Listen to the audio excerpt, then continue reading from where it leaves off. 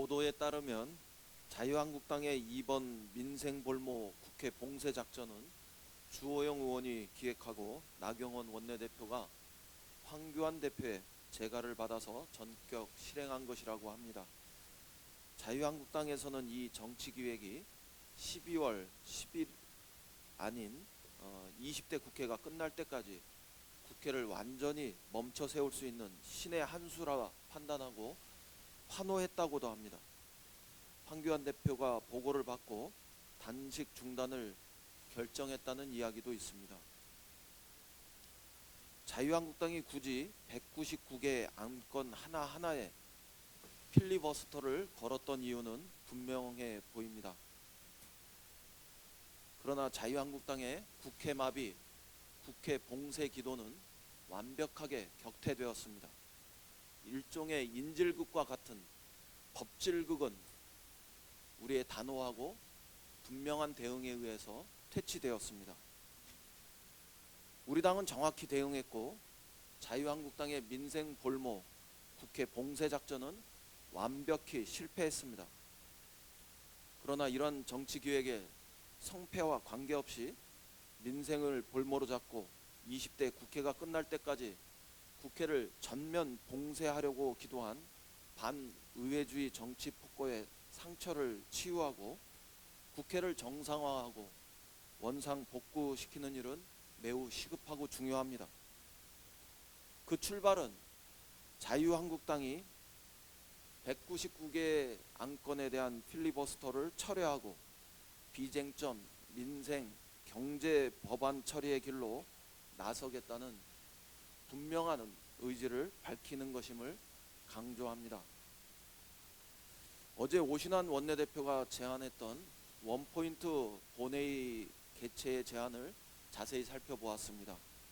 민식이법을 비롯한 어린이 교통안전법, 유치원 3법, 데이터 3법, 국회법과 민생개혁 법안들을 필리버스터 없이 우선 처리하자는 제안이었습니다. 저는 오신환 대표의 이 제안이 우리의 문제의식과 다르지 않다는 점을 확인해 드립니다. 필리버스터 없이 본회의에 부의된 199개 민생 법안에 더해서 데이터 3법과 민식이법을 비롯해 법사위 통과 법안들까지 일괄 처리할 수만 있다면 국민을 위해 그보다 더 다행스럽고 바람직한 일은 없을 것입니다. 자유한국당도 이러한 문제의식에 적극 동참할 것을 촉구합니다. 이해찬 당대표께서 말씀하셨지만 그렇게 하기 위해서는 우선 이미 제출되어 있는 199개 전체 안건에 대한 필리버스터 신청을 정식으로 공개적으로 자유한국당이 취소해야 합니다. 아울러 이후 같은 법안에 대해서 다시는 필리버스터를 하지 않겠다는 확약을 분명하게 해야 합니다.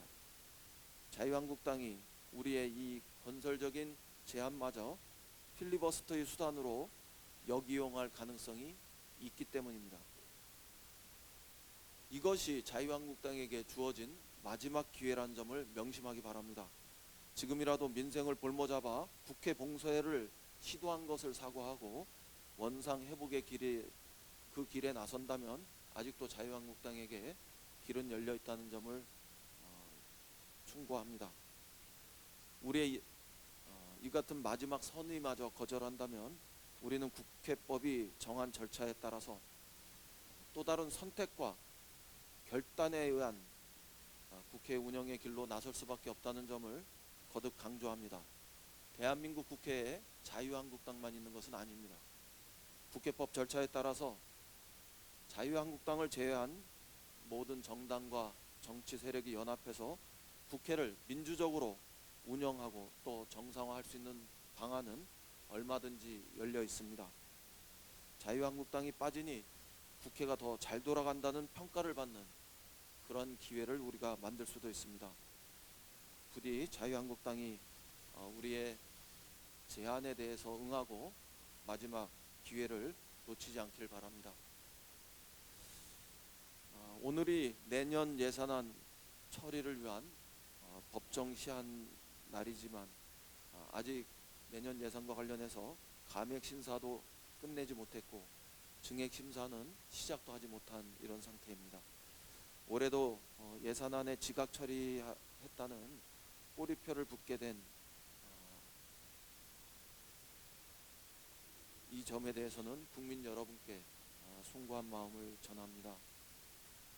그럼에도 불구하고 이런 상황을 초래한 자유한국당에게 강한 유감의 뜻을 표합니다.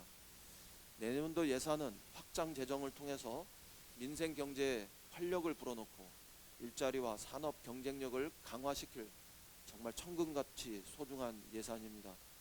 사태가 이 지경에 이른 것은 전적으로 정략적 목적으로 예결위의 예산 심사를 방해했던 자유한국당에게 그 책임이 큽니다. 자유한국당은 국민 혈세로 짜인 예산을 엄격하게 심사해야 할 국회 본연의 책무는 안중에도 없이 국정 발목 잡기만을 반복했습니다. 특히 쓸데없는 소소의 참여 논쟁으로 예산 심사를 사나흘이나 올스톱 시켰던 그 목리가 결정판이었습니다. 예산은 법정 기한 안에 반드시 처리해야 했습니다. 이미 법정 시한을 넘기는 것이 불가피한 상황이 됐지만 민주당은 모든 수단과 방법을 동원해서 이번 정기국회가 끝나는 이달 10일 전까지는 반드시 내년도 예산을 처리하겠다는 분명한 말씀을 드립니다. 더는 예산 심사가 국정을 발목 잡는 대상이 되지 않도록 최선을 다하겠습니다. 이상입니다.